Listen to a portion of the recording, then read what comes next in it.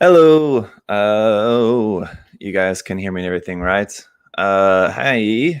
Let's just give everyone a minute to get in here. Sorry that we're still kind of having to deal with just a bad lighting situation in here. Sorry to say. Unless I move this desk to like the center of the room, there's not really too much that I can do about that, unfortunately. But how's everybody doing today? If I can get this open. There we go. To get some coffee. All right. We're going to be taking a look at some cool stuff here today. Is it a bit late for entries, Sam? Yes. I've already got everything. Shaka, though, I don't have yours. I see Shaka's there in the chat. If you didn't see your email, Shaka, I sent you an email back that I couldn't open your photos. So if you can find a different way to send those or something to me so that I can include them in today's episode. We do have a number. Let's see how many. 1, 2, 3, 4, 5, 6, 7 other people. So we got a lot of stuff to get through to take a look at today. But I do really want to look at Shaka's build as well because it's very cool. Hey, Dianjo, after 1,000 years, Shaka's back. Thank you, Dianjo, for the super chat there. Yes, indeed, back. And we'll probably be doing an actual live stream build again next week with this guy here.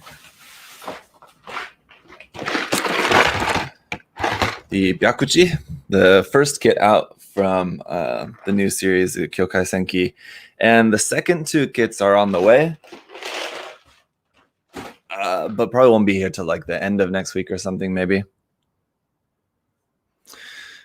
And then, yeah, but that's the first one out. So I thought it'd be fun to do a live build of that. It should be interesting. And then you guys should have a pretty good idea from that what the rest of the series is like, because the other ones are going to look kind of similar. So I thought at least live build the first one to give you guys kind of more immediate thoughts and reaction on that.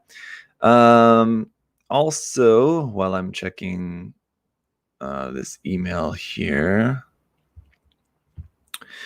All right, I'll try downloading Shaka's images here so we can see those. Yes, download anyway. Other news, just want to tell you guys, if you haven't seen the post, which also was just posted not too long ago on the USA Gundam store, different social media pages on Instagram, Facebook, and YouTube.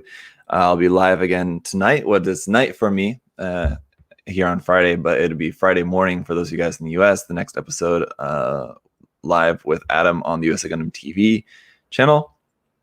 We are going to be announcing the new contest. So very excited about that. Finally, we wanted to announce this.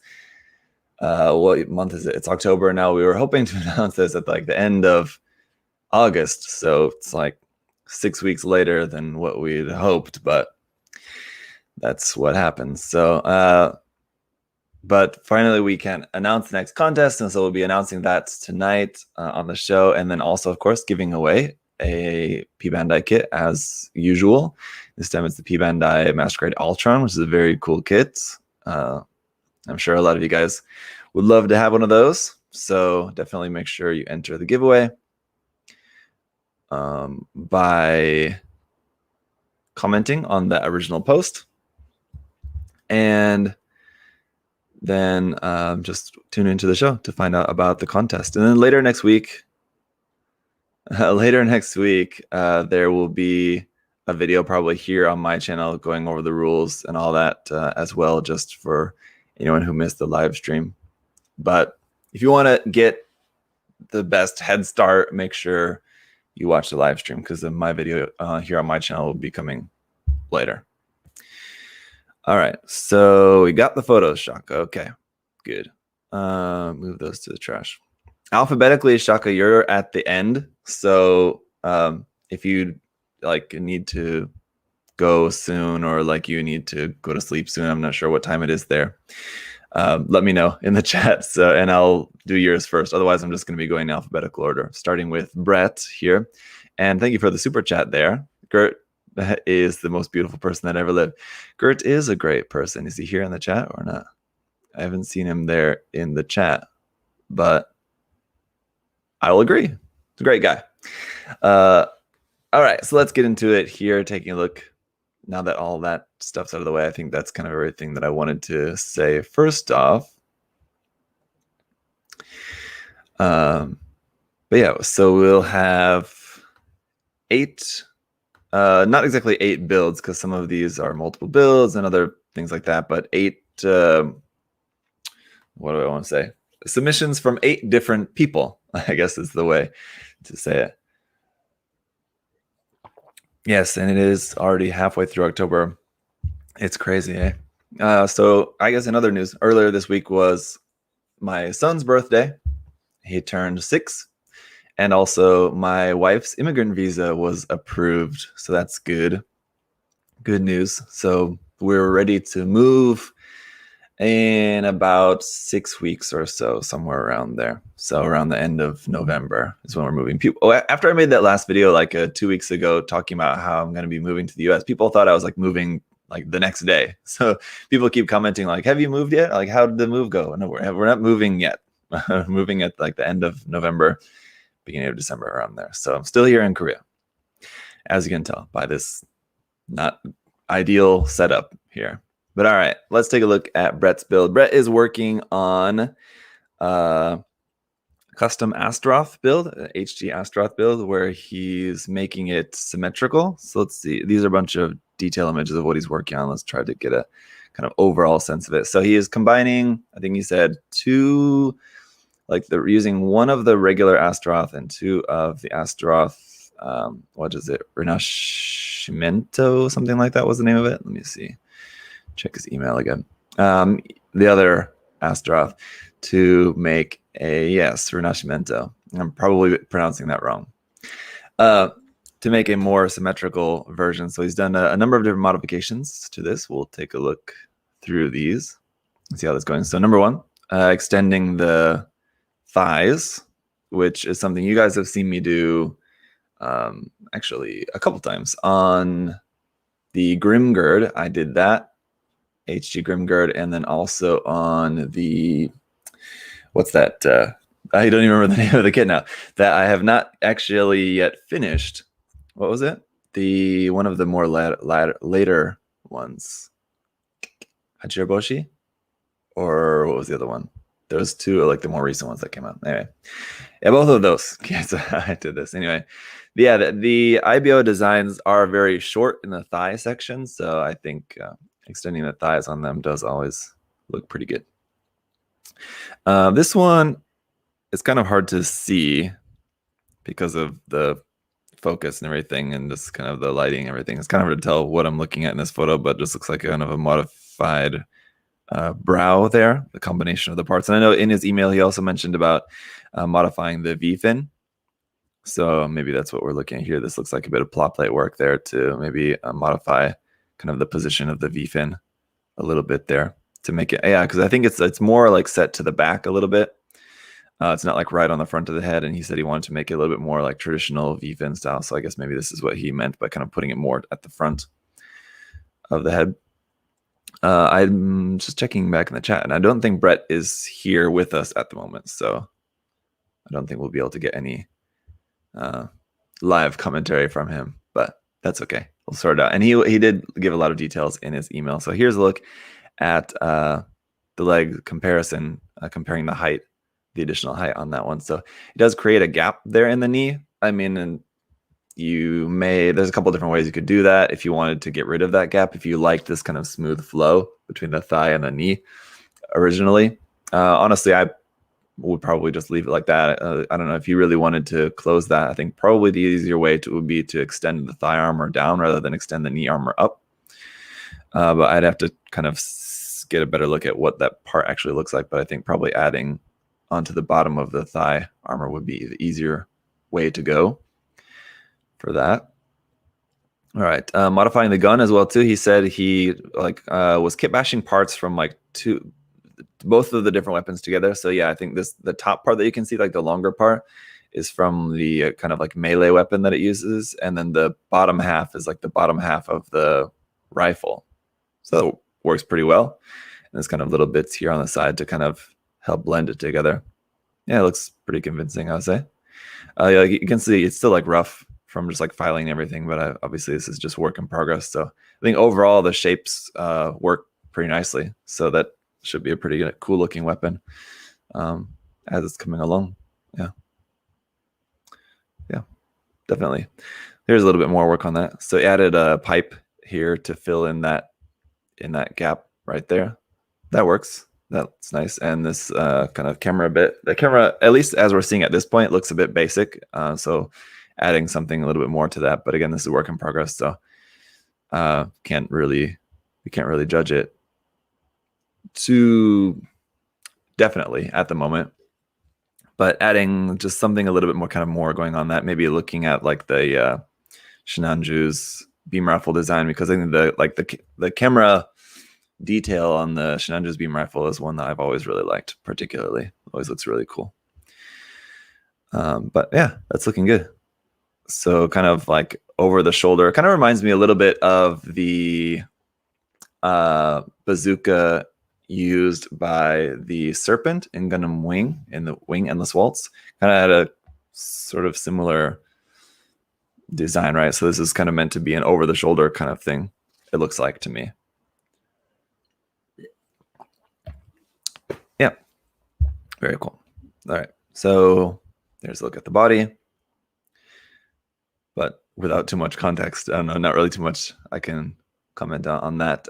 Reshaping this part here on the top of the head, looks like that's some work going on with that. Oh, and he said he replaced the midsection with the middle section of the Leo, which is pretty interesting. It would definitely get rid of that skeletal look of the frame that we're kind of used to for HD IBO kits. Shaka in the chat said IBO kits are the proto 30 minutes missions kits. I think they kind of came out generally around the same time. I think, what was it? There was something else that I was just talking about this just recently. I feel like I was just talking about that there was something else that came out before that seemed to be like kind of the predecessor to 30 minutes missions. But yeah, generally Bandai's kind of been building up, or like kind of testing the waters over the past, I don't know, 10 years or so, to trying to make lines that kind of are very compatible. And it seemed like probably originally it was an attempt to kind of do something along the lines of what Kotobukiya was doing with the frame arms line. How like the frame arms line there, you got all these different designs, but they're all built like around the same frame, so it's all kind of compatible.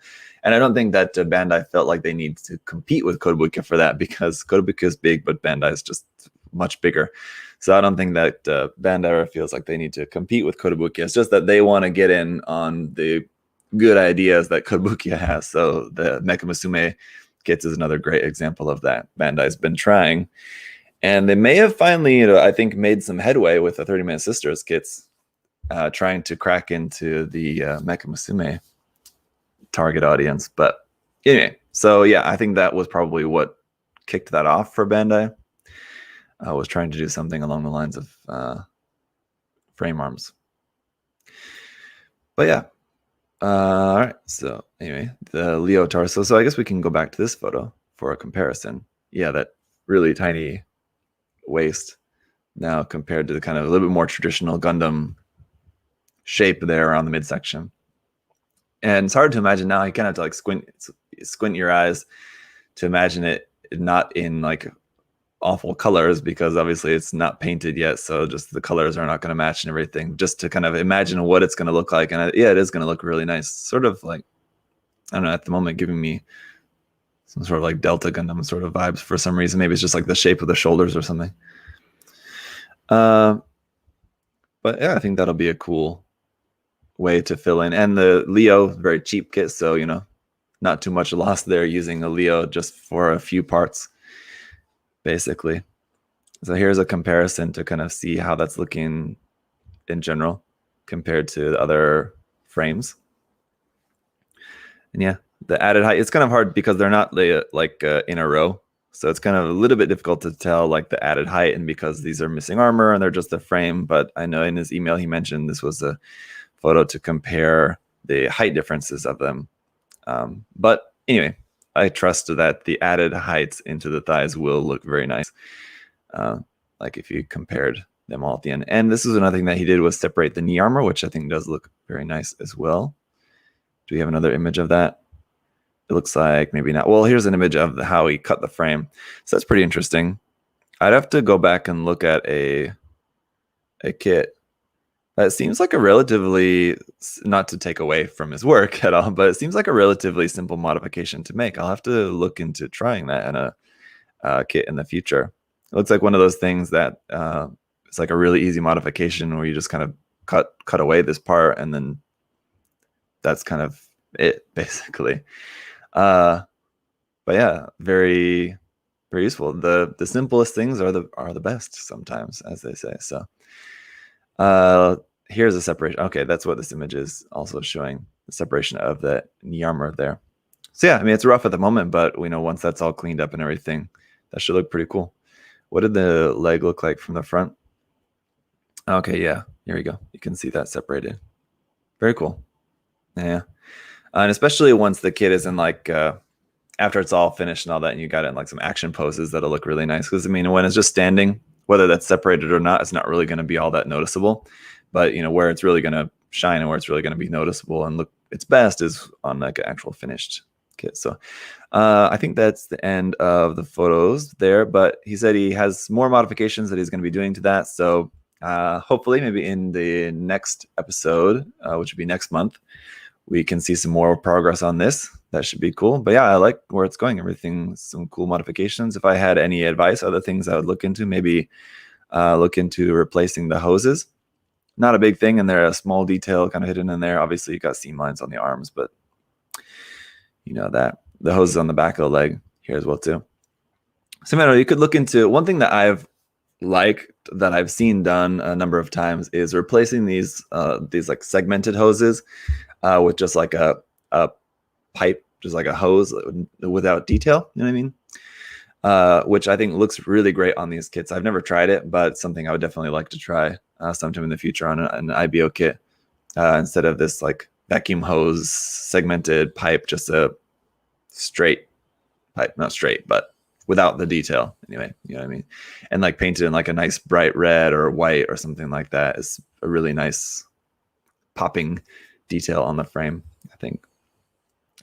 So yeah, other than that, I mean, looks like you've got good ideas that you're going with this. So there's not really too much that really comes to mind immediately, unless there was going to be some like modification done to the arm as well, like separating the elbow armor like you did with the knee, separating that as well, or just kind of doing something with the shoulders. One thing about this design I've never really quite liked, just the design of this Gundam, is the pentaline design, this like lightning bolt pentaline going through like diagonally on the shoulder. I don't know. It's a Gyobo design, so it just, I don't know. Yeah. Doesn't really have to make sense traditionally, but it's just personally, I've never really quite liked that pentaline design. So if you felt so inclined, that's something that I would maybe look into, filling that in and making a different kind of more traditional horizontal pentaline across there or something. I think could look pretty cool. But thank you. Yes, pipes like the Grimgird. Yeah, right. Thank you, Shaka. I forgot that the Grimgird had pipes like that, but yes, that's right. Pipes like that on the Gundam frame look very cool. All right, let's take a look at Clifford's here next. He is working on a Bond dock, which is a kit that I feel like I would like to work on again sometimes. So as you guys are hopefully maybe probably aware, I painted the Bond dock, did a little bit of customization and painted the Bond dock. That was it this year? When did that even come out? I guess it was probably this year, earlier this year. It's such a blur at this point. But yeah, I worked on this kit. I enjoy working on this kit. I could definitely see myself getting another one of these to work on again in the future. It's a really fun kit. So, hey, Corey. They're in the chats. So yeah, Brett is working on. Not sorry, Brett. This is a Clifford now. He's working on this Bondoc, and he's doing a kind of Dragon's Heaven theme build here. I think in his email he mentioned that it's not like looking to be like exactly one-to-one like the Dragon's Heaven version of Bondoc, but just like inspired by that similar type of design.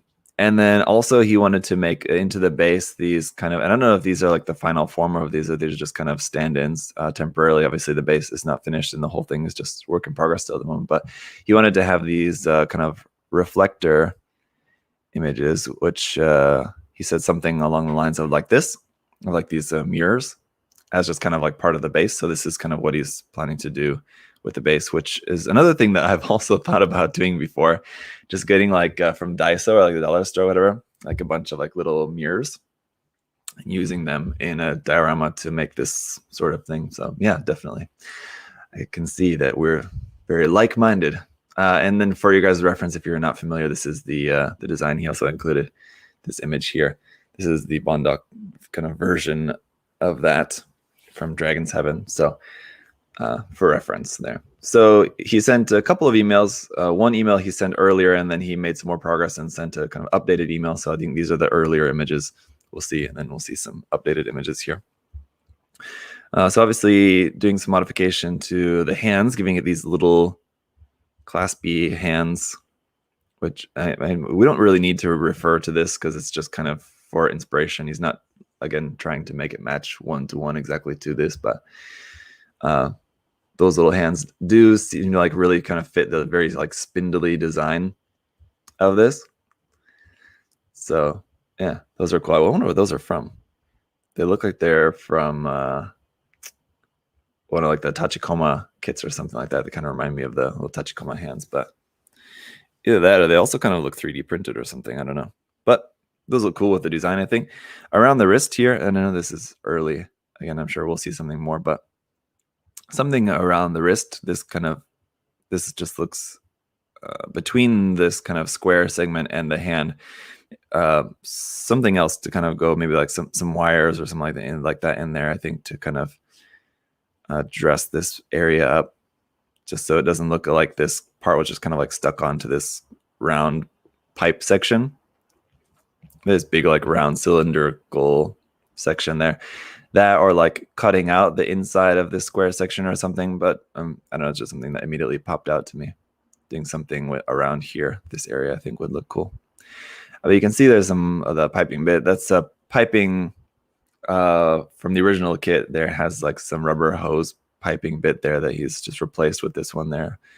Some other wiring things going on over here made this kind of the weird circular section there part of the arm that the original design has there.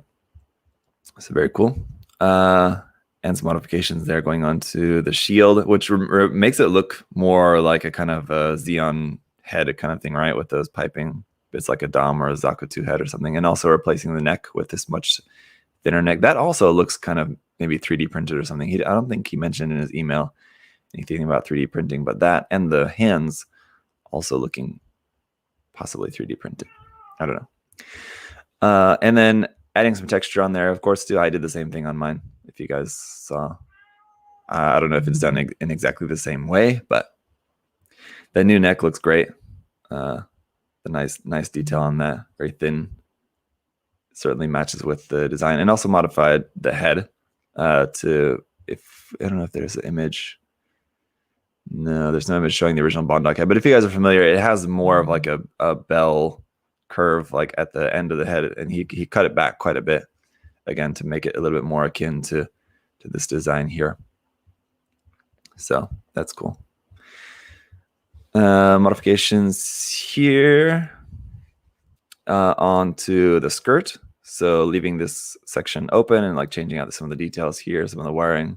Again, kind of similar to what I did on mine, but I really like these additions here with just plot plate, added detail onto the side, these plot plate strips there, and also these kind of buttress little triangle bits here on the side. Very nice.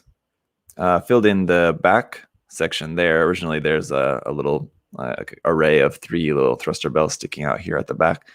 So he filled that in, drilled out the holes in there. This piece looks so familiar. Like, I'm sure I've seen this piece before a number of times, and I can't place it. What is that? That's gonna bother me now. That still looks so familiar.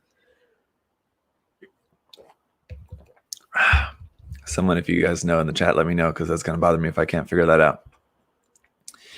But yeah, this back skirt section is looking very cool. Now some more just detailed parts added in there, and there's updated images of this, or at least from the bottom. Well, here's from the top. It looks basically the same. Okay, maybe not.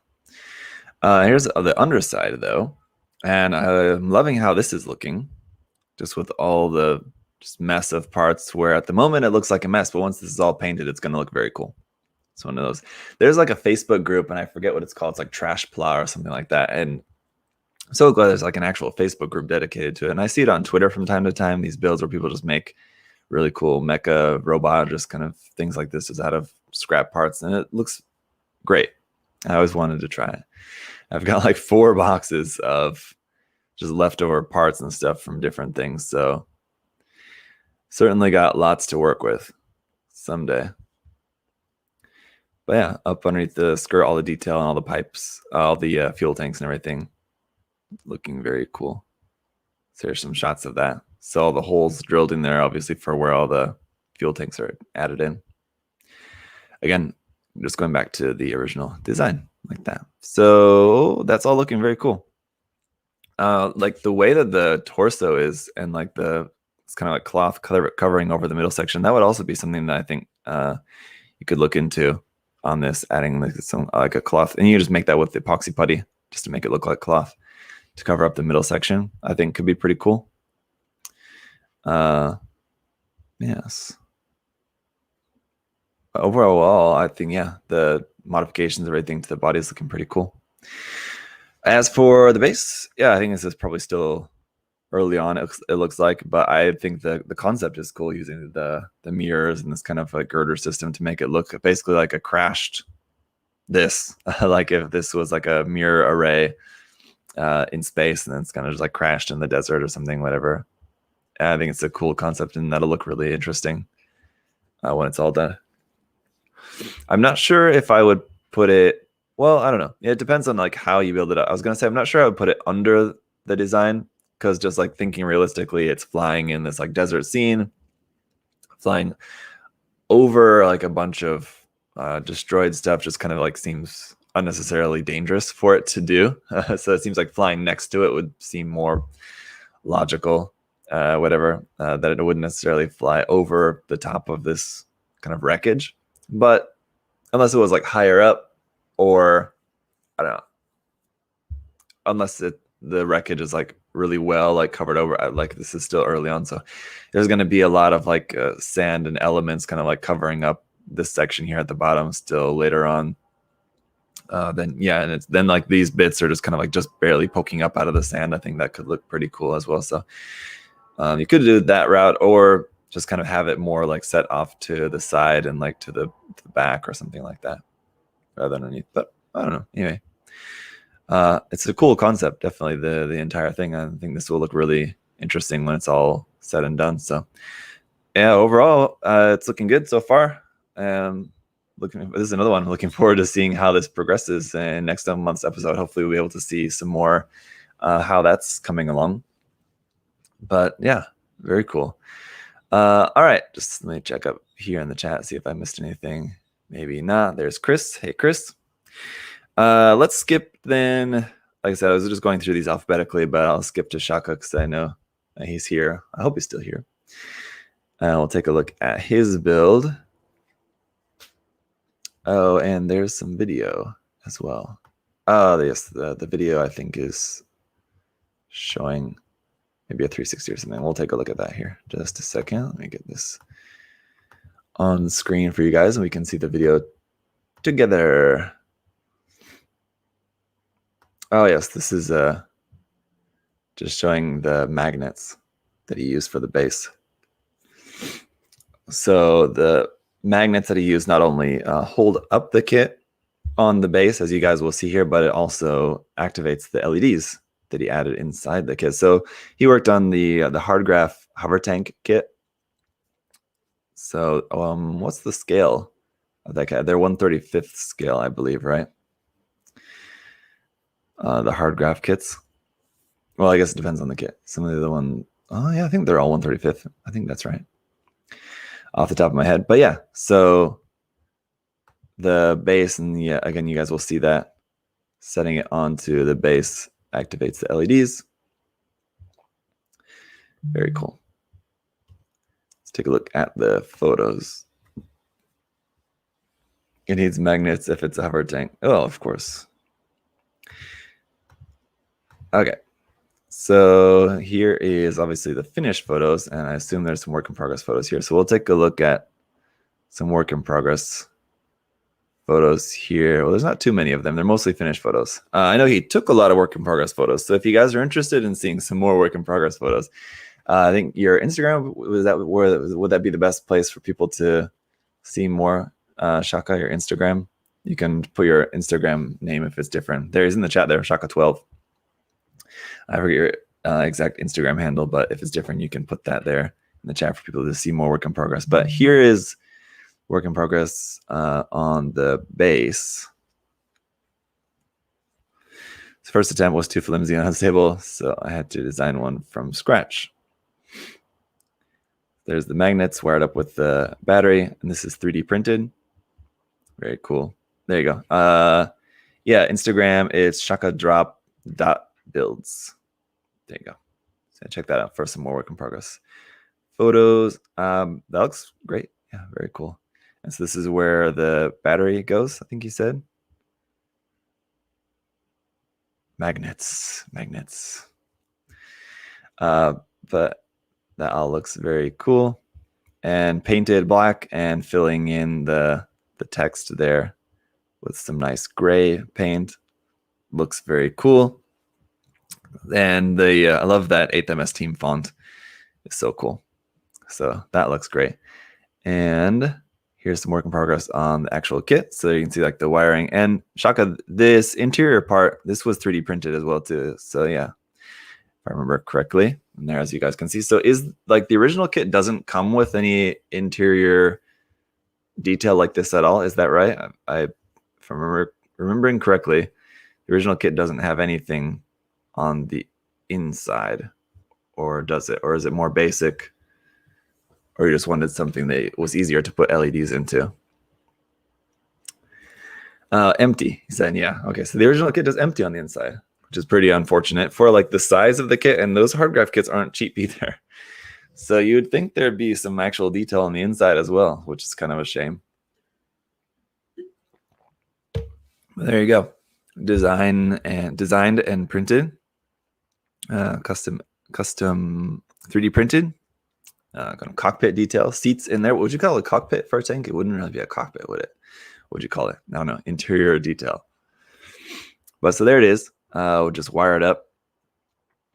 And very cool. So Shaka, how long? I mean, just planning the size. So I'm sure you just looked at a bunch of references like from the anime for what it looks like, and just like getting the sizing of everything. Did this come out like just right first attempt, or did you have to print it 2 or 3 times before you got the size and everything just right? I wonder. I guess you just measure everything out ahead of time so you know what size you need to scale it at. But I don't know, if it was me, I'm sure I'd mess it up and have to print it out a couple times. But I mean, it looks great. The screens added onto there are super cool. The first try is measured twice. Yep, there you go. Measure twice and cut once, or in this case, print once. But yeah, I'm the kind of guy that measure twice and then I still end up having to cut twice. Usually, I'm just really bad at that for whatever reason. But yeah, the screens look great.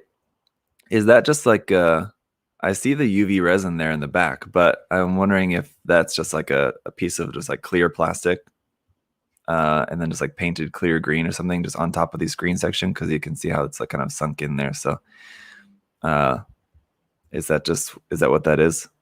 Clear plastic painted green over the top of that? It looks fantastic either way. And all the details in there looks really nice. Plot plate sprayed with clear green. Yep. Okay. And sanded on the inside. Okay, yeah. To get that nice glow, that's something that I actually learned from Josh about sanding clear parts. I don't know if Shaka, if you also learned that from Josh, but yeah, sanding clear parts to diffuse the light, to make it look more like a glowing screen, or in Josh's case, I know he talked about using it for the cameras, like on his Zeta kit, like the head cameras and stuff, lightly sanding that to make the light more diffused. Yep. Yeah, it looks great. Definitely. This would be measuring. This is measuring the dimensions on the inside for printing that. Yeah, see, that's a lot. It's a lot of measuring. But hey, it all works out in the end. There you go.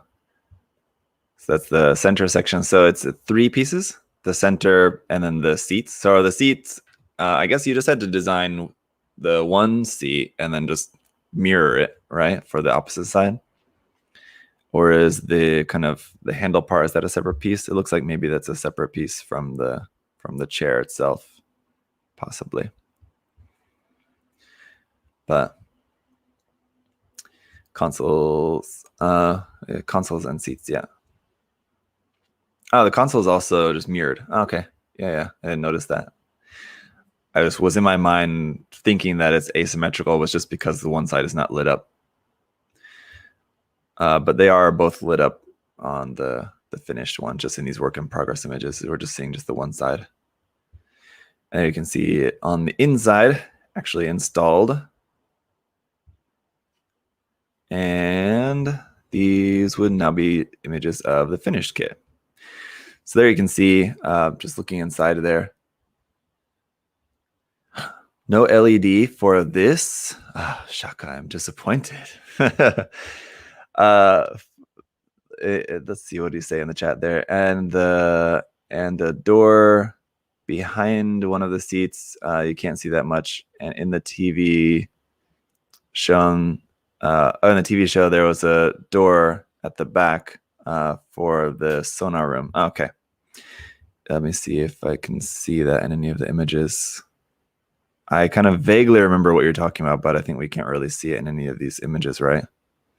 Maybe in other finished images? No, I don't know if we can really see it. Do you have another image to kind of show that more? Because I can't really see it, I don't think, in any of these pictures very well, unless I'm missing it.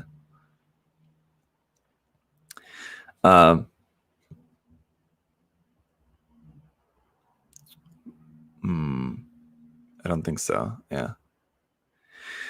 But anyway, not really didn't think of taking an angle that shows it. Well, you still got the kit, obviously. So if you can take a picture, I'll look forward to seeing that. Just post it in the Discord or on Instagram or something later, so we can see that, because I'm interested to see how that looks. But yeah, here's the detail. And I'm guessing that clear part is added there on the top of this turret on the top there as well. Some beautiful painting done on this. And again, this is, we don't have any images to show this here in this image set, some of the work in progress on the painting, but the painting was really, really nicely done as well. It really came to life with, once you added like the oils, once you added like the dot filter on there, that really, I mean, as kind of always tends to do, I guess, anytime that always looks really nice. But yeah, it really brought the kit to life very nicely on this. And as the painting is very, very, very good. I don't know if there's really too much else I can say about it. It looks beautiful. The color is so nice. And just with these images, I mean, just due to the limitations of what can be sent in email form, the images are only so good in terms of like the quality of the images. But I'd love to see like some more like super high quality images of this to be able to really see the work, because you can see like all this, like the color blending and the streaking and everything all looks really nice, but I'm sure it looks even better in person or with like some really super high res images where you're really able to see like the tonal variance and the color and everything really super well. I'll say underneath here, I'm just kind of looking over the image, it does look a bit bare, like with the weathering underneath here as an area that you would think would be kind of a little bit extra dirty, just because it's this kind of like mechanical section here underneath. I would think with like this streaking on the outside, I think there would be kind of like more oil staining and streaking and stuff like on the inside that looks a bit clean in comparison. And it is on the underside, which is not going to be quite as visible. And that's just kind of what I'm imagining. I don't know, like canonically, maybe these sections are like parts of the build that wouldn't have gotten as dirty or something. Also, the thing that I noticed was that this inner edge of like this kind of like back section, which is the part that kind of folds down, right? Kind of drops down. There's some really nice chipping up along this top edge of that on the inside, what would be kind of the inside of this back door. But on this side, there's not very much. There's just something that just kind of only stuck out because there's a little bit of chipping kind of like along the edges of just kind of everywhere. But it's not like done in the way we talked about a bunch in the feedback sessions for the Clean versus Weather contest about the kind of chipping all over versus the better way to do it is to kind of be tactful and chip more in areas that would obviously be chipped more. So I don't mean that it's chipped too much all over the place. I think it does do a good job of, chipping sparingly, a little bit more in certain areas than others. But as far as I can tell from the photo, there's very little on here. So it's just something that just kind of stuck out. As just maybe just one of those things. There's a lot of hard edges and everything all over the place on this kit. So I mean, you're just doing a ton of chipping and weathering and everything on that. It would be kind of easy to miss kind of a more inner angle like that, I feel like. But and the effect here on this cloth part on the back, it's kind of like, I don't know if it's supposed to be cloth or if it's supposed to be like kind of tin sort of metal anyway, but the different kind of effect here on this part on the back does look really nice. And again, the painting on that looks really nice. He just said in the chat, I literally missed that area, no excuse. Yeah, no, I mean, like I said, I'm sure with so much going on this kit, I mean, unless you're like really spending months and months, and I know he did spend a lot of time on this kit, but unless you're spending like a ton of time, unless you're spending like Micronaldi time on a kit like this, there's going to be there's going to be one or two things here and there that you might miss. I understand that. And unfortunately, Mike is not here with us to give some feedback, but I'm sure he could give some very nice feedback on this as well. 2 months, he said, Shaka worked on this. So yeah, like I said, I know that he'd been working on this for a while. Yeah, the painting looks really nice. Another area where I think maybe could have used a bit more is around these vents here on the hover. What would you film? I don't know. These parts. Some like kind of smoke effect or kind of like a burning like soot smoke kind of effect like out the top of those. Again, I think the propulsion, I'm not sure what the propulsion system is, if it would actually produce that effect, but that also kind of maybe would have looked cool to see some kind of just dark kind of smoke effect like above these vents here, like on the bottom. That could have looked nice. But it's just some minor like coulda, woulda, shoulda kind of things to point out, where overall it's definitely a beautiful build. I would say, thinking back, I mean, I've seen a number of Shaka's builds. but I think this was probably the best one, my favorite one, I would say, that I've seen of your work, Shaka. So I love this. It's great. Very cool. And good to see some good love shown to a hard graph kit. You don't see them around too often, but when you do, it's nice to see them. They're not the most common kits around, and I think for good reason. Just they're Gunpla technically, I guess, but they're, you know, it's obviously they're more traditional modeling, so they don't really have as much appeal to kind of your standard Gunpla modeler. Is not going to be as drawn to something like this or like the other hard graph kits, maybe like the Zaku head or like the Gundam arm or something maybe. Let me see. Great one. Posted. All right, just checking up here there in the chat a little bit, but anyway, yeah, very nice. Do the mirrors actually have little mirrors in there, Shaka? Let me see. That's the attention to detail I'm looking for. These little side mirrors. Is there actually a little like piece of mirror or something in there? That would be cool. Another kind of little detail. But yeah, aside from the painting work on the outside, the console on the inside is just super cool. So it's a really, really interesting detail. The kind of thing where, like, if you were to see this kit in person, and someday I'd love the opportunity to actually be able to see this kit in person, where like you're admiring the kit all like on the outside, and then you see, oh, there's all this going on the inside as well, and it just looks really cool. So that's great. And I wish that we could see the base. I know like the base is not really meant to be like a thing. It's kind of meant to just kind of hold it up and also, you know, serve as like the battery unit for it. But I wish we could see the base a little bit better in some of these images. I guess that's the button there on the base. But obviously it's like under the tank, so it's not going to be very easily seen in there. It's gonna, maybe that's kind of like the best image that we can see. But I do really like how it's understated. It's a really nice base, albeit, you know, simple. It's nothing that major, but I think it is a really nice, another kind of like hidden gem detail of the kit. Like when you notice that, like, oh, it's a very nice, understated, simple base, but it looks good. There you go. Nothing like too flashy or anything like that. It doesn't draw attention away from the main kit itself. So very cool. My original idea, let's see. He said, my original idea was to make a kit that's up to movie prop quality. Oh, okay, yeah. That's why I felt I had to make the interior. Yeah, totally. I can understand that now that you mention it. Yeah, so like what you would see, like the miniatures and things they use in like Star Wars and things like that. So yeah, very cool.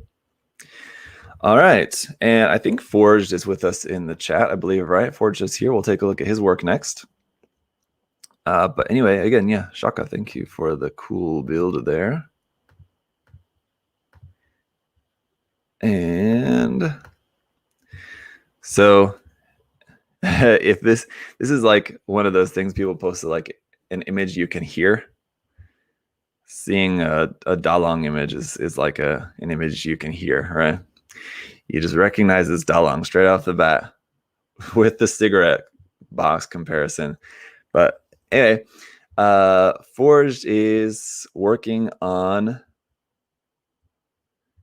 a combination of this F90 kit, F91, and kit bashing it with the Master Grade and the Gundam Sandrock, I believe. So let me see.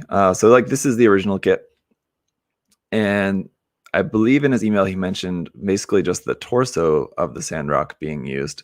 So he said in his email, this is like a part of a thing that he's doing on RXF91, yes, that he's doing on Discord, where he's doing the build, the customized build, and then sending it to someone else to be painted. So a kind of team build, sort of. Where did you get Ryson? Is Ryson I don't know. We have these in Korea, and this, I don't know. I assume this image on Dalong is kind of old. I don't know if this is still a brand that's around, but I would assume so. I don't smoke. I don't buy cigarettes, so. But like any convenience store here in Korea just has like a wall of tons of cigarettes, so I'm sure they're still around. Anyway, he used the master grade Sandrock torso on this, and he said just basically because it's a nicer looking torso than what the kit has just like stock, which again is this, yeah, and like proportionally it's pretty awful. And the Sandrock is, yeah, very similar, definitely. One thing that maybe could have been cool would be to make how it's got these Vulcans on like the top of the, I'm guessing those are Vulcans on the top of the torso, to somehow, and I don't know if, I don't, just looking at this, I don't think it would be very feasible to like actually cut this off and then like adding them onto the torso here. I think probably an easier thing to do would just be to scratch build something new, scratch build some Vulcans on the top of the torso there to make it look kind of similar. But the torso, like in general, does look surprisingly similar. A little bit different colors, but yeah. And obviously mixing parts with the master grade kit is going to be for the best. Sandrock torso and upper arms also from the Sandrock. Okay, so there you go. And he said lower arms and skirts are from the RXF91, the original kit. Tried getting those to work, ran out of time. Okay, yeah. You can kind of tell what's original and what's not based on this image here.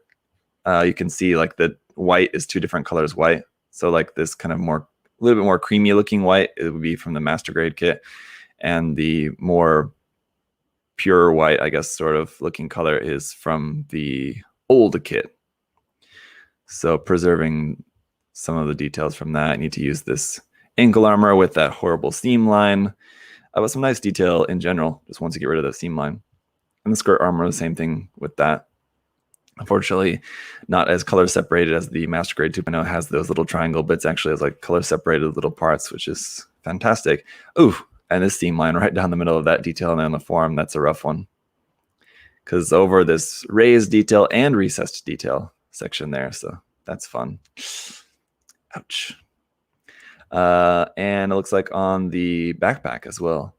So you got some very nice seam line action going on those. That's the joy of working on these old kits. A lot of times these old kits are really nicely detailed. It's just that they have panel lines running through all of the details. It's like they intentionally put panel lines right through all the details. I'm surprised they didn't put the panel lines through the sides of the legs, because that would have interrupted more details that way. But I don't know. I guess they didn't want to be too cruel. The tops of the feet are, here's like the master grade feet, and the original feet had like this kind of weird vent right there on the top. That also would look cool to be put into this design, but I think as Forge mentioned, he was working on a time limit, so you have to pick and choose which details you're going to try to bring over from the original kit. And so focusing on like the main bits that would be kind of giving like the greatest impression of the RXF91, where it doesn't have all the little details are not exactly right, but you can still easily recognize it as F91 based off of kind of like the main sections and everything like that. So I get it. You have to be selective with that. So here's a comparison. Yeah, the original torso with the new one. It's thinner and also taller. Yeah, very cool. Maybe would have made this this section, that kind of like ribbed section there, maybe would have modified that to be a bit wider, because there's a bit of a gap. How like this white section is this wide, and then the gray section is then like this wide. To make that gray section, I don't know, maybe I had to think back to what those parts are actually like, but in my mind it seems like it would be relatively simple to basically kind of like cut it down the middle or something, whatever, however those parts are separated, and it's like adding some pieces in the middle to just separate it out more, just to widen that. But again, I know time constraints. I can't do everything, but just speaking in hypotheticals, because how with this one, again, proportionally, this torso is just definitely the more unattractive version. But you can see how there's a nice flow from this red section to the blue section in this case. Different colors, but there's not quite a jump in the width of that. Sort of like IBO style, a very small waist, which I don't have anything against. Some people really don't like the IBO style, like really thin waist. I don't mind it at all. But in this case, I maybe would have liked if that was a little bit wider. Looking at the kit as a whole, it's not really that noticeable. It's only like when I was focusing in on that part, but just a little thing.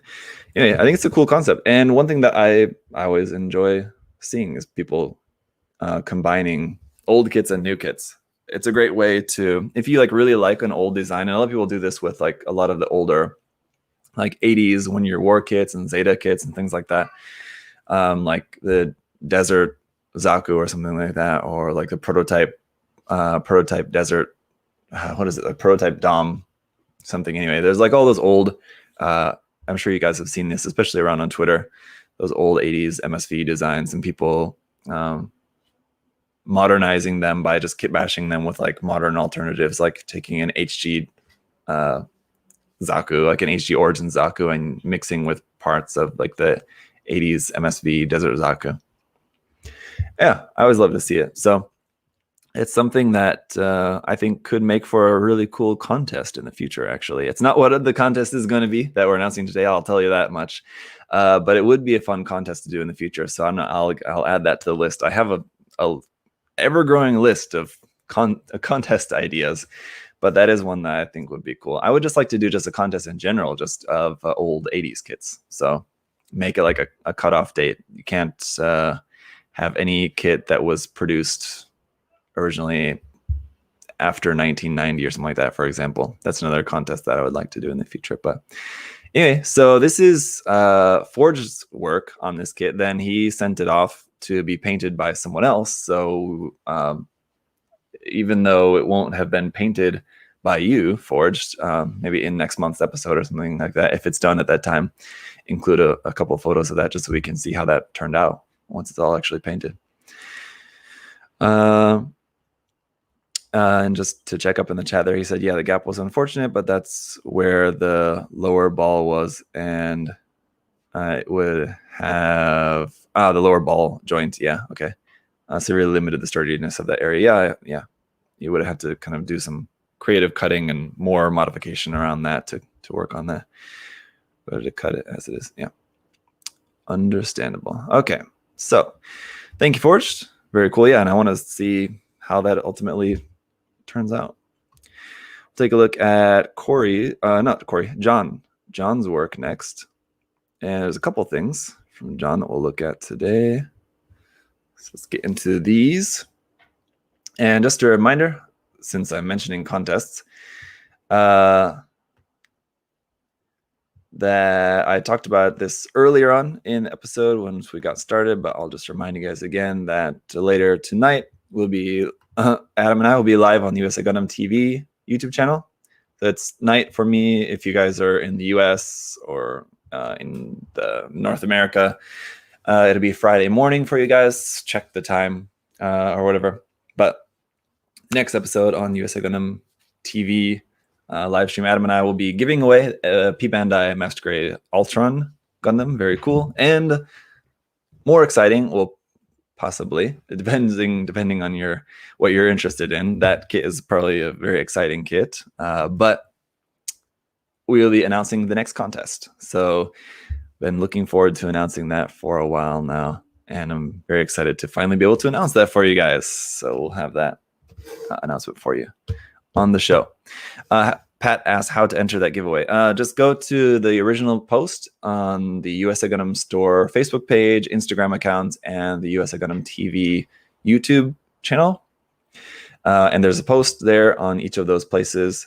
And you just leave a question there for us. So as we typically do on the show, we just answer your guys' questions on there. So just leave a question and you're entered into the giveaway. we'll just randomly draw one. And you can only post one comment, but you can comment on each of the 3 different platforms. So you basically can enter 3 times, but you have to comment on the Facebook post, the Instagram post, and the YouTube community tab post on the USA Gundam TV channel. So yeah, do that. It doesn't have to be a different question either. I mean, you can just post the exact same question on all 3 platforms. And you're entered 3 times.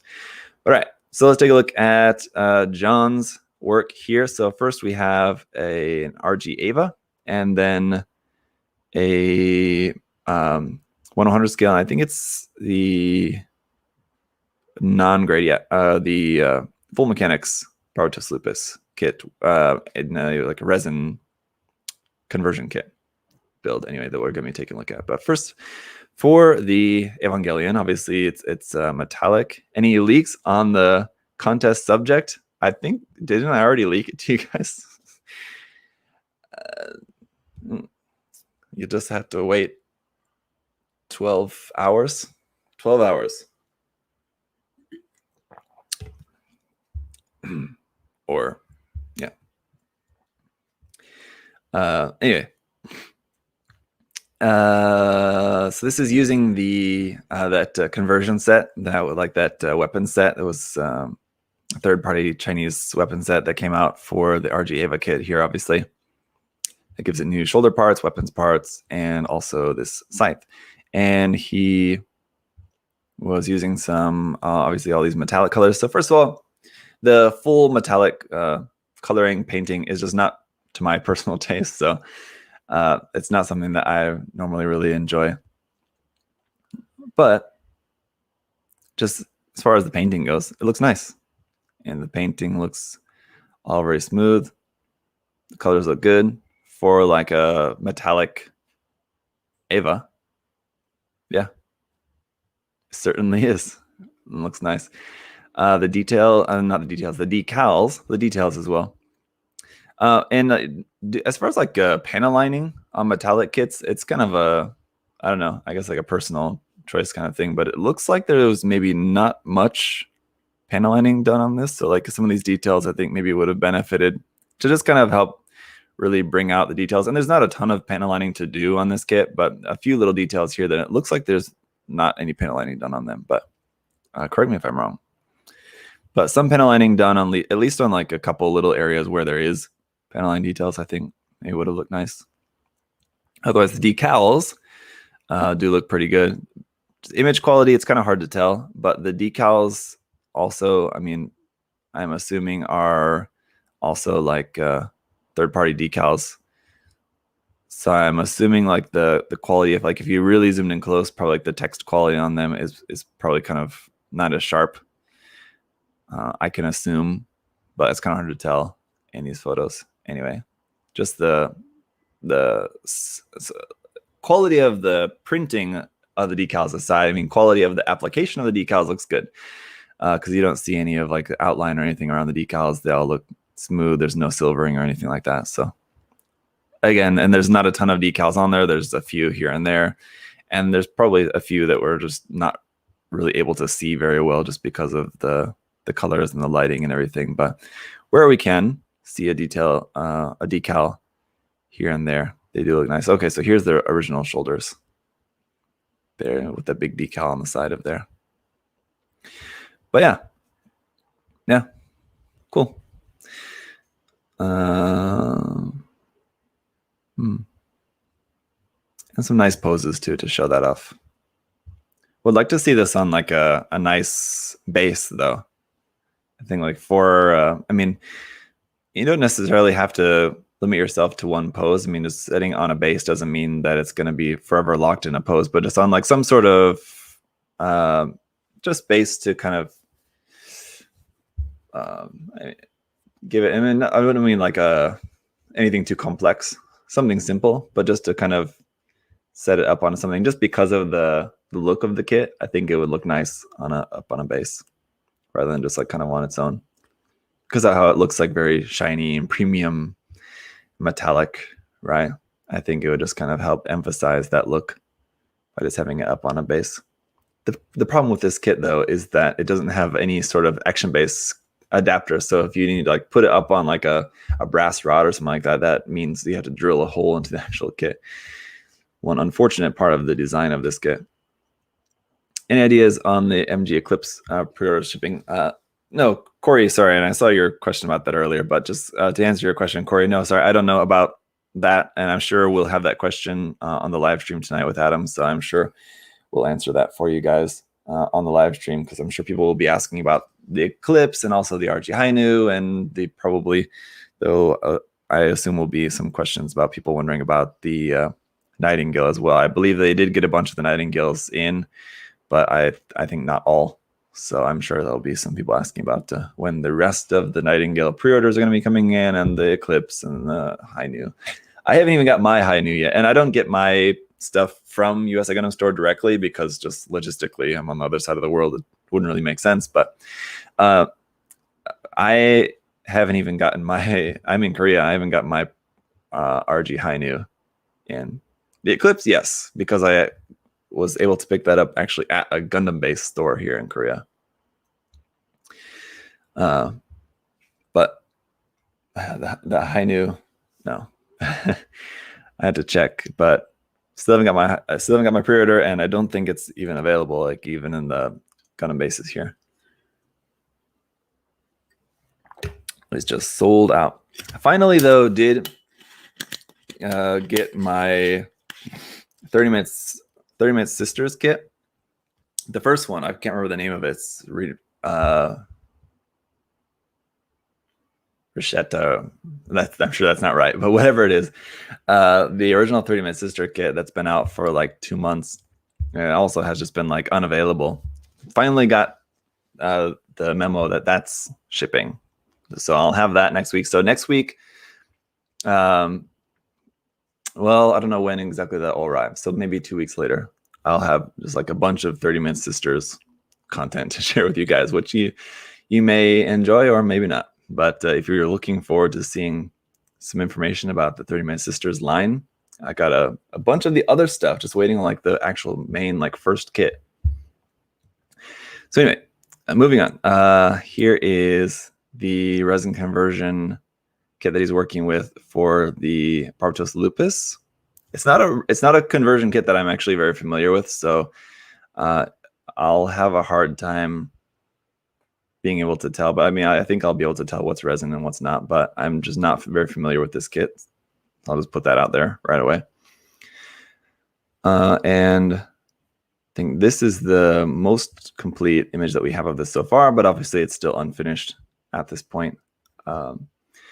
But just design-wise, it is a pretty interesting design, I will say that. And just the quality of the resin kit, I mean, does look pretty cool. So that's nice. I like some of these shapes. It's got some really cool shapes and everything going on there. Just speaking on like the design of the kit anyway. But that's all looking cool. And I know he said he was making some additional modifications to it, and it's for a commission work that he's working on. So this, I'm not sure what this is meant to be. I don't know if it's like the casting was bad and like the seam line or this panel line didn't get cast correctly, and then he had to rescribe that out, is what it looks like to me. Either that or just like that's how it was designed, which is kind of awkward.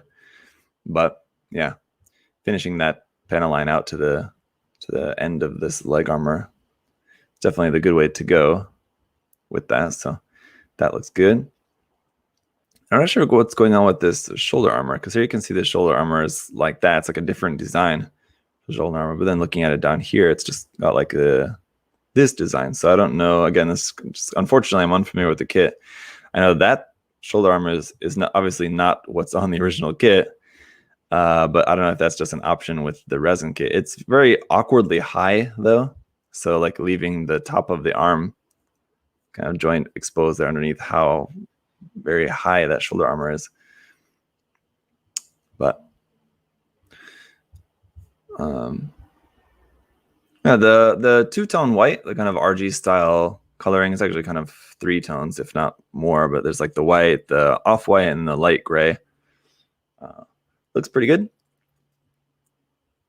Yep. Like some of these sections, like this section here on the back of the arm, I would have gone for just like the off-white rather than the light gray, because I think you need to kind of, I guess, sort of like a good balance for when you're doing those is like, I don't know, maybe like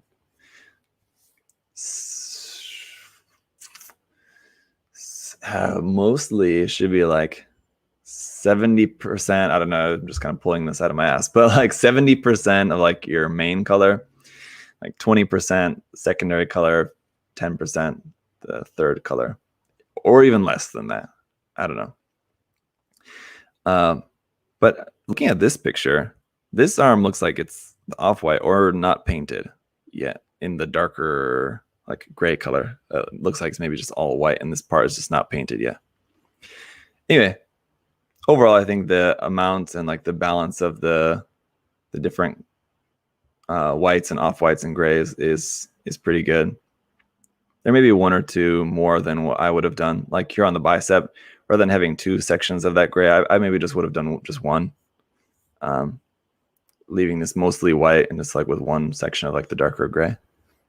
This is all just kind of like personal taste and how much balance you want with the colors, but it's, especially on a kit like this with a lot of detail and a lot of different sections and panels like that, it's tempting to want to do that, to take advantage of that. Like, oh, I can make this section this color, this section this color, but you just kind of have to try to balance it out, and it just depends on the look. Again, if you were to look at the like production or promotional images for this resin conversion kit, that's probably how it is. That's probably how it's presented, because like on especially like the promo images for resin conversion kits and stuff like that, they are very broken up by color, a lot like that, and that's kind of just like another way to highlight some of the details. But sometimes I find that subtlety looks a bit nicer, in my personal opinion. Sometimes less is more kind of thing with breaking up the colors. But it's not overdone. It's just a little bit more than I would have done in this case, if that makes sense. Here is, so that's definitely a nice change in detail there between these two parts that you can see. This is for the forearm, the back of the arm, I believe is where this is. But there's that piping detail looks nice. These details also added, I would assume those look like kotobukiya parts.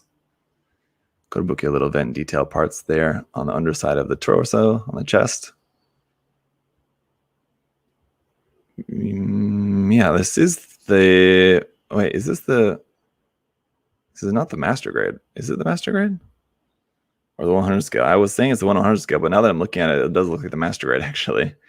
So now it's throwing me off. Wait a minute.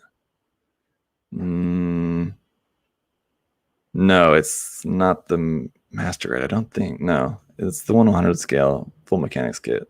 Yeah, it's got to be. Yeah. Okay. Anyway, but other than that, yeah, I think it's coming along. I think as far as any further progress, I mean, I'm sure he's going to do some more detail painting on this and some panel lining, decals, and all that stuff, and it'll look very nice. I don't know if he's planning on having this in any sort of diorama or anything like that, or on a base or whatever. But yeah, I think it's looking good. That gold is really nice. I do really like that gold, and just like the painting of everything, just the finish of the painting is very well done. So the painting all looks great, very smooth, clean painting. Looks good. I don't know if it's going to stay clean. Again, like I said, I don't know if he's planning on doing some more weathering or something on it, but considering the style of the build, a lot of times with these resin conversion kits, he will usually, more often than not, keep them pretty clean.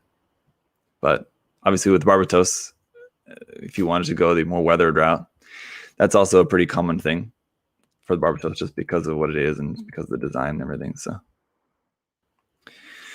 all right. Next up, we'll take a look at Justin's Mg Jeggings. This is one that we have seen in the last episode. I think maybe in the last 2 episodes, I want to say. But at least in the last episode, I know we looked at Justin's Master Grade Jegging here. We also have a video we'll take a look at here first. Let's see. What are you guys talking about in the chat about why would I know about when something ships? I think we'll get our shipping orders just shipping with COVID. Yeah. Just as far as shipping, I mean, like, this is something that Adam and I talk about on the live streams. In every episode of live streams, we were always talking about the problems that are going on with the shipping. International shipping is just terrible at the moment. It's just a mess. So shipping everything is taking longer to them. So yeah, unfortunate state of affairs. Jeffrey Mike Jones, I'm new to Gunpla. When I was a kid, I loved Gundam and building them, but I thought it died off until I found a Gunpla shop and fell in love with Gundam. Well, that's good to hear. Yeah, that's I mean, that happened with a lot of us. If you're a similar age as me, like early 30s, like mid 30s, there's a lot of us in that age that were into it when we were kids, when it was available, and then it was gone for a while, not as available in the US for quite a while. It has come back more in the past 5-10 years. So, yeah, good. All right. Taking a look at Justin's video here first. So he finished his Master Grade Jegging that we saw in the last episode as a work in progress. So now we can see it finished. Here's a look around that. So we can see mostly like see a full 360-degree view of the kit itself, but it's also a way to show off the LED work out there. It's nice to see it in video as well, because you do get a nice full look around everything, which is nice. So good to see. I want to see that flashing light in the cockpit, though, that we saw right at the start of the video. No, I guess we're not going to see that again. Let's go back to the start of the video. That's what we need. That's what we need the video for, is for showing off that flashing light. So that's kind of all we're really going to be able to see of that here at the start of the video, unfortunately. And then there's only this one video file. But that does look very cool. You got the LED in the head and then LED in the cockpit with that flashing red light, which looks very cool. I would like if the wires and battery pack was hidden in some other better way instead of just sticking out the back. It's unsightly. If you're using this particular kind of base, though, I'm sure, it's just a solid wood piece of base. It'd be kind of difficult. You'd have to actually cut into the bottom, or cut into the top and then cover it up. But to cut a space for the batteries, it's not very thick base, so you have to either, probably what the easier way would have done instead of cutting into the base would just be to make like a riser for the base, just make a 1 inch, whatever, like 2 centimeters or something, just riser, just with wood pieces or even plot plate pieces just going around the side, so you can stick the battery up underneath there and have it hidden, and then run the wire down the leg, whatever, into the base, just so it's all hidden, and then you can just kind of make that all blend in. Just would have been nicer. This is in the video. Let's take a look at the photos as well. Maybe it is hidden differently in the photos, but skimming through them, it doesn't look like it. But okay, let me put these on the screen for you guys to see as well. All right, here we are. And I will just say the kit does look very nice. It came out looking very good. Aside from what I'm talking about the battery, the kit looks great. Justin's work, what I will say about Justin's work, from what I've found in the past, like this work and like his previous work on the wing kit, and I just know that like every time we look at Justin's work, when we see that in work in progress, there's certain things usually about his builds that when I'm seeing them work in progress, I'm thinking, I don't know if that's looking quite right. Like last time we looked at this, I talked a lot about like the placement of the panel lines, but then when we see the kits finished, I think in the end they come out looking really nice. And the concerns that I had, like in this case, about the panel lines, and then like there was certain things that we talked about in like the case of the wing kit previously, the master grade wing. It was the same thing. I had concerns about like certain decisions, like detailing decisions and painting decisions when we were looking at like it as a work in progress. Then seeing it as like a finished kit, it came together nicely, and those concerns that I had, or just like things that I talked about that I would have done differently or whatever, ended up being not that big a thing. So I've noticed that over the past couple of builds that we've taken a look at from Justin's work. So I have to, next time we see his next work in progress, I'll have to just keep my faith that there may be things going on in the work in progress that I'm a little bit hesitant about, but it'll work out in the end. Because yeah, it looks great. The panel lining, I think, does look very cool. They're going across the chest, and it kind of ties into these lines here going across the, across the shoulder and then across the chest there. Those are cool. And then down here on the leg, we saw it in like a couple of different states, work in progress in the last episode. But I think how this ended up going in the end, these panel lines there on the leg do look really nice there. Those asymmetrical ones. And then these ones down here on the lower leg as well. They look cool. The painting is really nice. It does have a lot of these kind of burn marks, I guess, like bullet. I guess those would be like from bullet fire, whatever it looks like. That's what they're supposed to be. These burn marks on there from bullet fire. It's taken a lot of bullets. I think maybe going a little bit more conservatively with those maybe would have been nice, because they seem to just kind of be like spattered, or maybe it's like from a shotgun or something, where it would be just kind of like all over the place.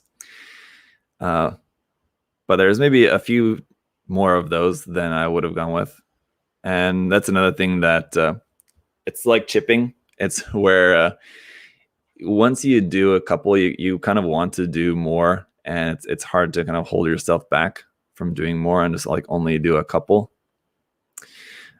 But yeah, the base, and just because I think there's not too many more photos. Oh, there's more photos of the base. I just want to talk about that here briefly, because that also looks very nice. Very simple, but nice base. Just shows how just a simple base like this can add a lot to the kit. Or if you take a look at it like this without the base, and it's a cool kit, and you take it like this, it's got a nice base on there. That adds a lot to it.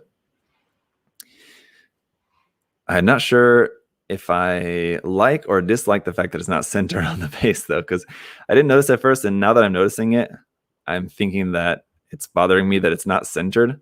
So I think if you wanted to go, if you intentionally wanted it to not be centered, and having it a little bit more off center, just to kind of show that it's like intentionally off center.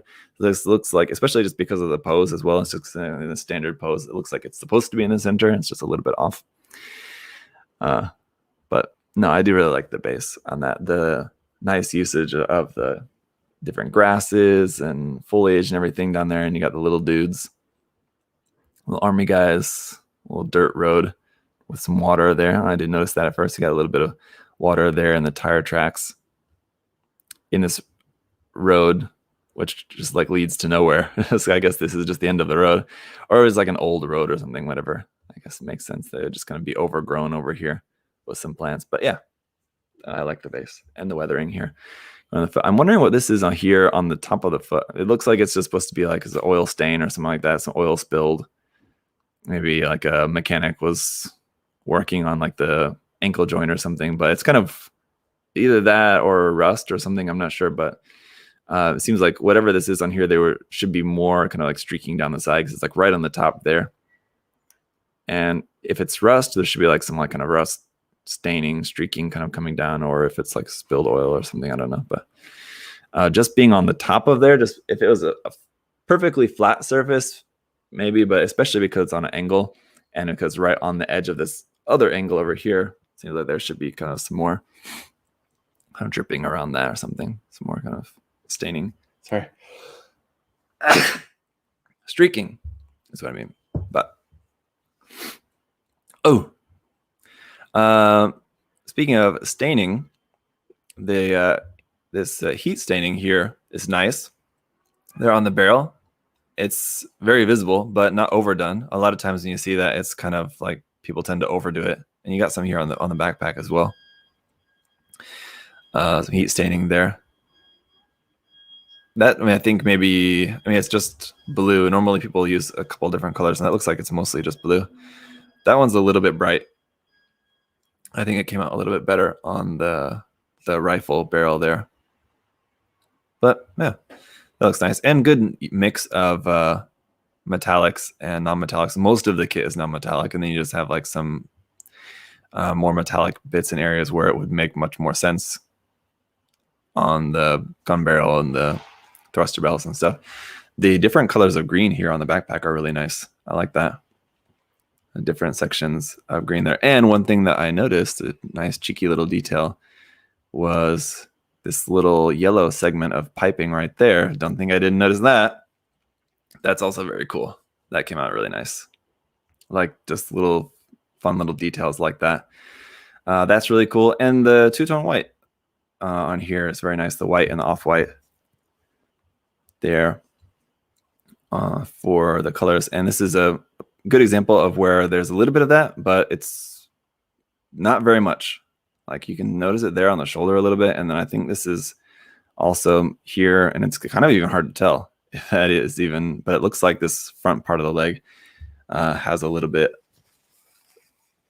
of that. Excuse me, allergies. But yeah, so the colors, I like the colors, and just the weathering overall, it does look very nice. Just some nice chipping. Again, it's sparing. It's not chipping all over the place, just chipping in some certain areas. Just a little bit here, a little bit there.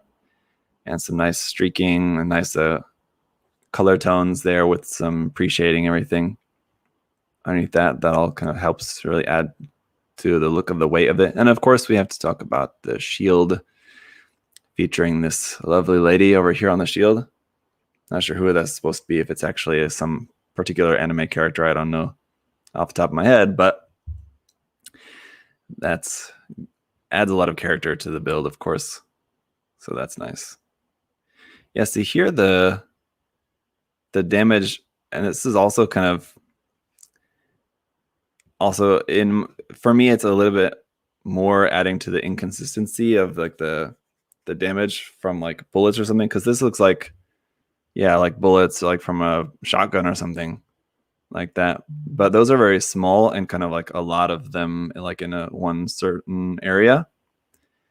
Whereas we look at them on the front, they look a little bit larger in size in comparison, and they're more kind of spread out. And obviously the shield would take more. That's the point of the shield. You're supposed to hold it up to block gunfire or whatever. And so like the shield would, take more damage, and you got some more of that up here as well. And then you got these other very different shaped, whereas the other ones are all kind of basically small holes. And then you got these other ones like this one here and this one here, where it's like a little bit different shape. I'm guessing it's meant to be like that's from like a heat hawk or something, some other beam weapon, melee weapon. So that makes sense. And again, that's something that's what the shield would be for. So, but yeah, it's I don't know. It's all very sensical, but I don't know. I don't know if maybe it's just a little bit too much of it. But anyway, the damage itself does look nice. I mean, this damage does look like heat damage from a weapon. This one, I don't know if I'm like as convinced about, but this one especially does look nice. And this one down here, you have some very similar looking one down here on like the leg as well. And some nice, very nice chipping and weathering here around the knee joint, which I quite like. That looks good. And yeah, I was concerned about like the panel line detail here on the shield, and it came out looking okay. Oh, so the dirt and everything, like dirt and mud there focused around the feet. Obviously, that'd be the places where that would gather, so that makes sense. So I think the thought given into like where to put more weathering, more dirt, more chipping, everything, you can tell there's definitely some thought put into that. So that all looks very nice. Yeah, I don't know. I like it. So here's just some more detail shots here. See some more of the LED there in the head. That's cool. Yeah, you can see the two-tone white here. Again, I like how subtle that is. It's a little bit there. And this is also extended. You can tell that's customized, extended up to the top there. This pompadour is very pronounced there on the top of the head. Look at the front. Yeah, he replaced the vent detail with this detail part there in there behind the vent. That's nice. In the cockpit, I'm not sure if there was any like modification done inside the cockpit other than adding the light, but adding the light inside the cockpit to get that nice cockpit glow. I always like to see that detail. So I think if you're gonna have the cockpit open, it's always nice to see like an actual light inside there. It always looks good. I like to see that. Just more close up look at some of the chipping and weathering detail on there. See, I mean, in terms of like the actual physical damage done, how it being like just like a little, from what it looks like, I mean, like realistically, it'd be like a pretty good chunk, but I mean, like it looks like a small chink in the armor, like makes sense, I guess. So obviously, if these were like massive holes, there's just no way this thing would still be in operation if it had this many bullet marks in it and there were big massive holes. But if these small little dents, so I'm guessing this would be like from a relatively, light weaponry that it was fighting against. Then it makes sense that it could take quite a lot of those before it would, they would need to change out the armor panel or before the machine would be totally out of commission or anything like that. So I of course love the red striping on the leg as well. Very nice detail there. And yeah, so like I said before, some nice chipping there around the top of the lower leg, around the knee.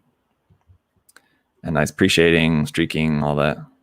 Weathering looks very nice. Very nice. Yeah, I like this. There on the top of the foot, and now it's looking more like it's just supposed to be like a damage, and this is just all like just paint, a bunch of paint chipped around there. So yeah, I don't know. I do like that. It looks good. And overall, a nice finish on this as well too. It's not super matte. You do have a little bit of like that semi-gloss, a little bit satiny kind of shine on there, which helps to make it look more actual like metal. And again, some nice weathering and chipping around the joints and everything, which would areas that would make sense to be more like dirty and grimy from oil and whatever. Nice painting there on the back of the shield, some masking and everything for some of that detail. And the back of the head. Yeah, I really like the colors, the two-tone green there on the backpack, and also cutting out this, or I think that's cut out originally, but adding that mesh detail in behind that part there on the backpack also looks nice. Beam rifle, we saw that. And just seeing it get in some different poses. But I think just sticking with just the standing pose, I think works the best. So yeah, in these photos, he is hiding the wiring and the battery, but I just, based on the video that we saw, it seems like that is just not hidden on the build. So if you're planning on if Justin is planning on taking this for like any competition or something like that, or like taking it to display somewhere just to hide the battery pack. And the problem is running the wire down through the leg. Now that the kit's all finished, it's kind of hard to do that. So if you can find a way to do it, or I don't know, just adding some sort of stand or something, I don't know, some way to hide the wire and figuring out a way to get the battery pack up underneath the base, I think just that'd be one easy way to do it. Would just be to build a little riser to stand this up on, just out of plot plate, just raise it up just a little bit so you can get the battery pack up underneath there. Would be nice, but it came out great. Yeah, I really like it. So yeah, looking forward to seeing what Justin's gonna be working on next. And yeah, I think he already started something, but now I don't remember off the top of my head what it was. So, but that was cool. Yes. And I believe, just thinking back, most of the work, as far as I can remember, that I've seen from Justin has been mostly weathered stuff. So it'd be interesting to see him take on a very clean build in the future. But all right, so next we've got 2 more, I think. And yeah, 2 more. So this one, you guys may recognize this, is from Krosama. So this is something he actually submitted last month, but it was like missed the cutoff. He sent it to me just like right after we had the stream, so just missed actually talking about this in last month's episode. But so I just kept this for this month's episode. Hey, there's Mike. Hey, Mike, I thought you were gonna send something as well too. Missed it, but hello, and you can always send something for next month if you want. And if any of you guys are interested in submitting works, again, if you missed the memo, if you're interested in submitting works for future episodes, this is a reward thing that I do for my Patreon supporters. So just check out my Patreon and link below if you're interested in submitting works and joining my Patreon. And there's also, we have a Discord that is for Patreon supporters as well. It's a good time, so check it out if you're so inclined. But Krosama's Age 1 normal here to be the master grade kit, right? Yes. As far as I know, I don't believe. Oh no. Sorry, this was the HG, wasn't it? Yeah, that he modified to make it look more like the master grade. Is that? Yeah, I think that was right. Yeah. So these, what's a kind of giveaway of that is these scribed bits here on the leg. Yeah, this is one that he did a little while back. Is that warning decal on the ankle upside down? It's kind of hard to tell. That looks upside down. It looks like it says warning, but it's upside down. Possibly. Anyway, so yeah, I think he did do some custom work on this now that I'm remembering. Some scribing, I believe. And I think there was some more scribing done on like the arms here as well. It doesn't look like they're either he used a very light gray for the panel lining or just like missed panel lining some of these sections. Like on this yellow section, you'd want to do the panel lining in like a brown or something. And it just looks like he missed some of the panel lining. As far as like the scribing goes, it's not the cleanest. You can see it's a little bit rough there, but I know he's pretty new to scribing, and especially scribing details like this is kind of challenging where you're scribing like 8 tiny little parallel lines. Not the easiest thing to do, especially when you're fairly new to scribing. So I won't really knock him too much on that with those not being the cleanest, especially when you're looking at it from the distance. It's not that noticeable. It's only when you're looking at it up close that you can notice that they're not the cleanest scribes. But honestly, the thing that stands out more to me is just the lack of panel lining in some of these sections, or how light the panel lining is, like as in like these skirt sections. And here on the forum, it looks like there is some, but it's maybe done in like a light gray or something, so it's not very dark, which is fine. I think light gray would be preferable to black. Black would be too harsh. But like here in the head, you can see like how dark some of this panel lining is, and then here on the forearms, it's kind of like medium, and then here in the skirt section, it's like very light. So it's just inconsistent, basically. So either all dark, all medium, or, well, yeah, one of those two options. Not too light, I guess, would be the right way to go. So otherwise, painting, he went obviously for the traditional color scheme. You can see definitely on the blue, you can see some pre-shading there, which is much less visible and kind of everywhere else on the kit. So that as well too, I wish was and then there I did it again, saying as well too. That I also wish was a bit more consistent throughout the kit. Same with the panel lining. There's areas here and there, like when we look at the close-up image of the leg, you can see some of the pre-shading there. And I'm not sure if this is two-tone white because it looks like there's like a little bit warmer white and a little bit cooler white. It's kind of hard to tell. So I think maybe he went for like a two-tone white. You can see it here on the ankle. It looks like there's two different whites. Yeah, one definitely looks a little bit more bluish, a little bit much more cooler than the other one, if that is what I'm seeing. It could just be the light playing with that, but it looks like there's two different whites going on there. And then being warmer and cooler, the better way to go would be all warm or all cool, and then just actually changing the what would it be? The shade of white. Value is not the right word, right?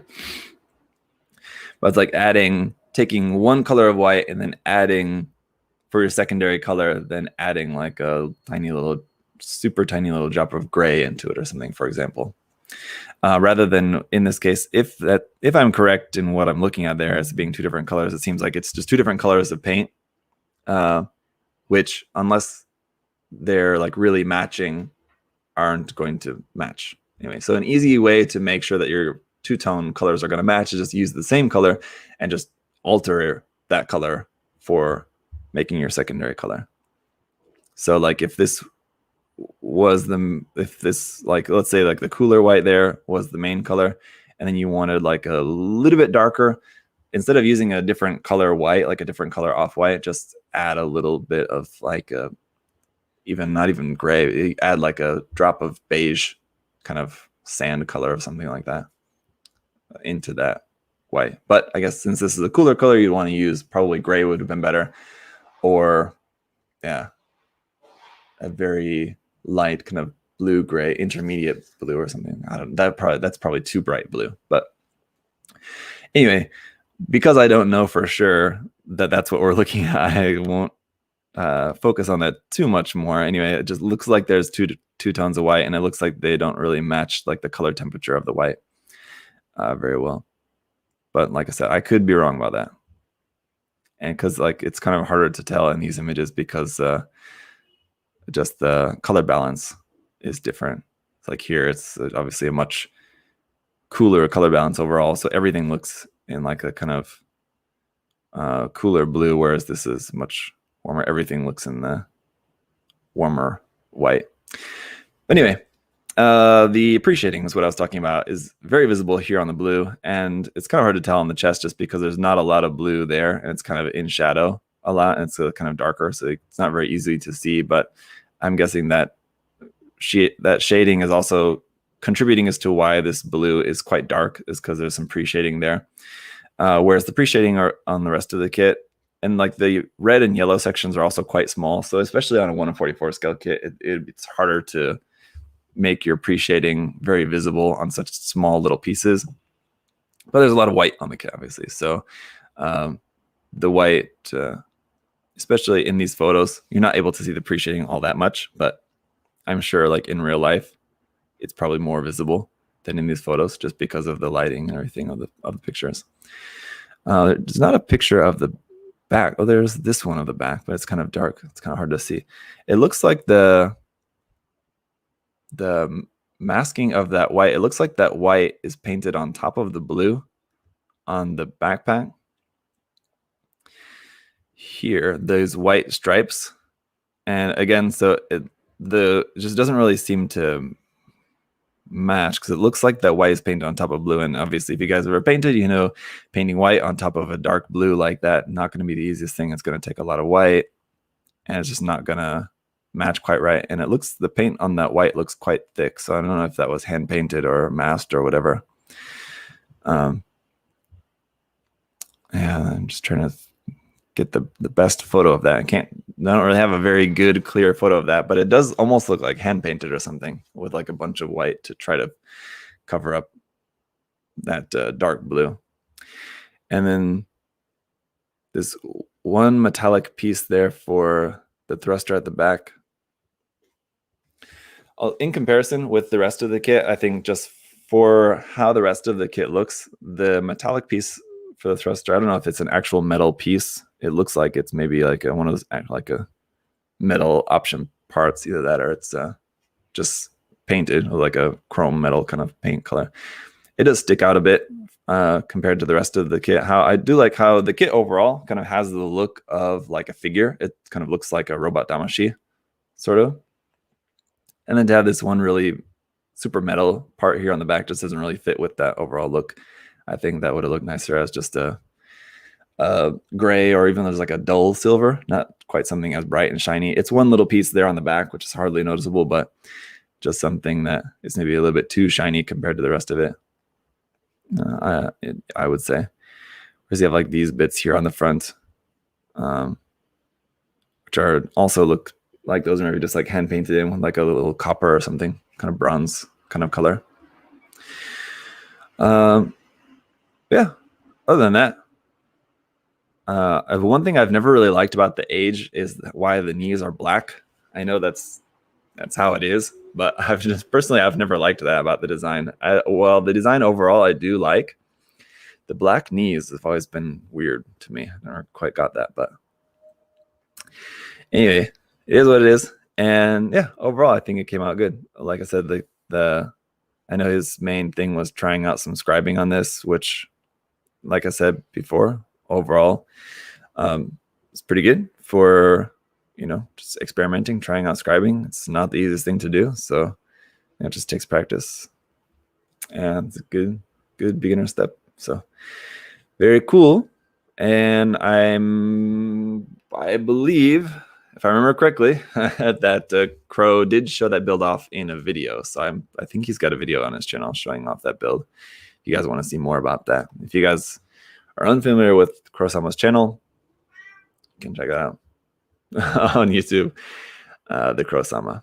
So we got one last build here to take a look at from Nani, and it's just 3 photos. So, and I think this is one he said that was an earlier work, so not one that he's made super recently, but this is the Master Grade Mark II, which looks very nice. This one as well really reminds me of the fixed figuration. I would assume that was intentional, that it's modeled to look similar to like the Katoki fixed figuration figure, if you guys are familiar with that.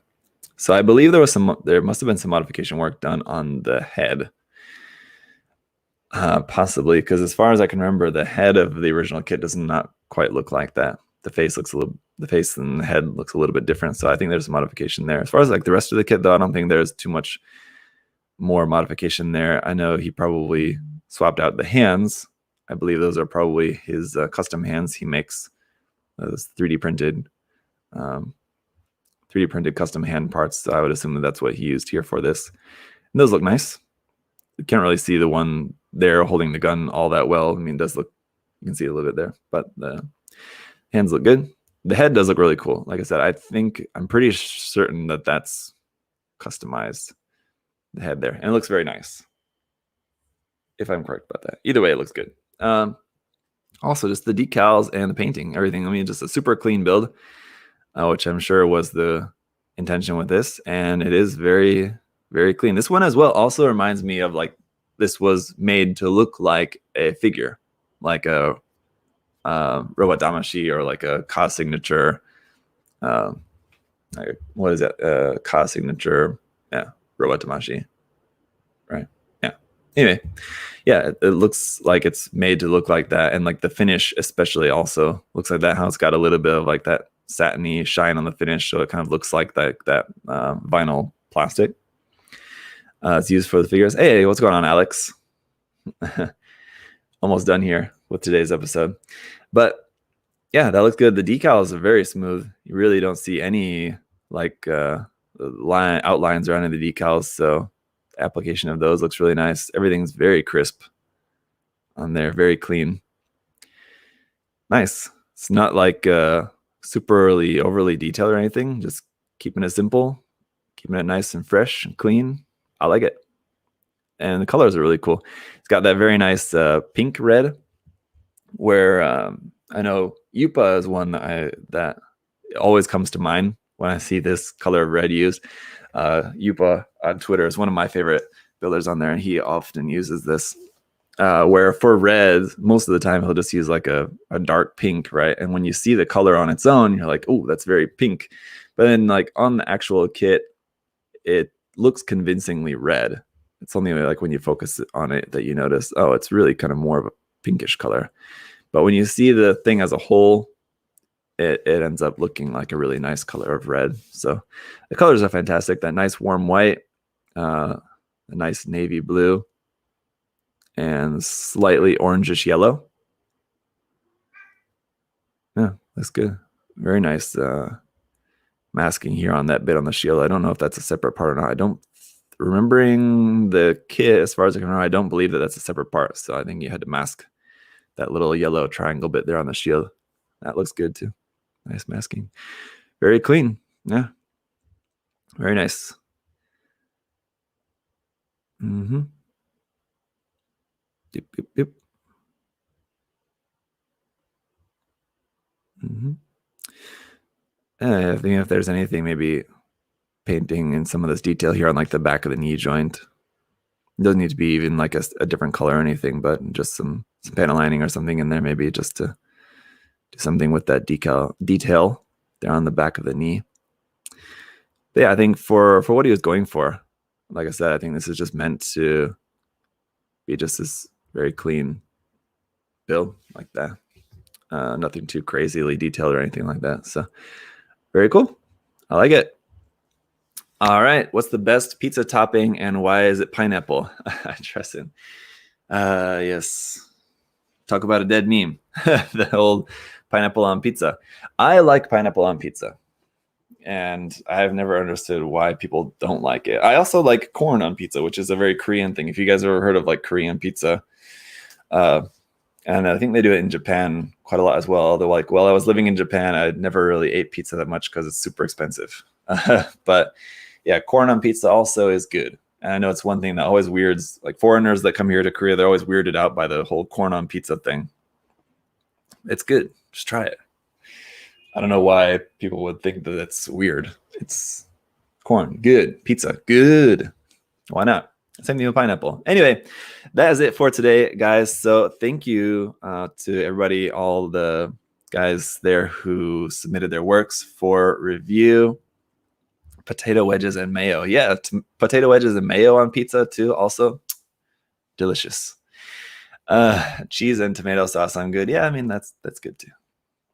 But yes, thank you to all my Patreon supporters on there just for being cool and helping me, supporting me there on Patreon and just being a part of that community. Like I said, we have a very cool Discord there. So a great group of guys and girls. There's a couple of ladies that are in the Patreon ranks, but not very active on the Discord. There's DT Warrior. He's there as well too. So boba pizza. What's boba pizza? I don't know what that is. But anyway, so yeah, we'll have another episode. We do these, try to do them like once a month. So we'll have another episode sometime next month. If you guys are interested in submitting works for next month's episode, check out the Patreon link down in the video description below. And just one more reminder for you guys to watch the USA Gundam TV live stream. That'll be tonight for me. If you guys are in the US, it's tomorrow morning for you. And we'll announce the next contest. Pat is asking about the next contest. Yes, we will announce the next contest on the live stream tonight or tomorrow morning, depending on where you are. Check the USA Gundam TV channel post, and then it's on the USA Gundam store, Facebook, and Instagram accounts as well. There's a post about that. With the time, you can figure out what timing it is exactly in your area and enter the giveaway, and we'll announce the contest for you guys during the live stream. It's going to be very cool. Very exciting and unique contest, I think. It's one that I haven't seen a contest done with the theme that we have. It's not a theme that I've seen done before. So it'll be new and unique. So anyway, I'll let you guys know about that tonight. And for now, thank you guys so much for hanging out. And like I said, I will be live stream building this guy next week. Not Monday, possibly Monday.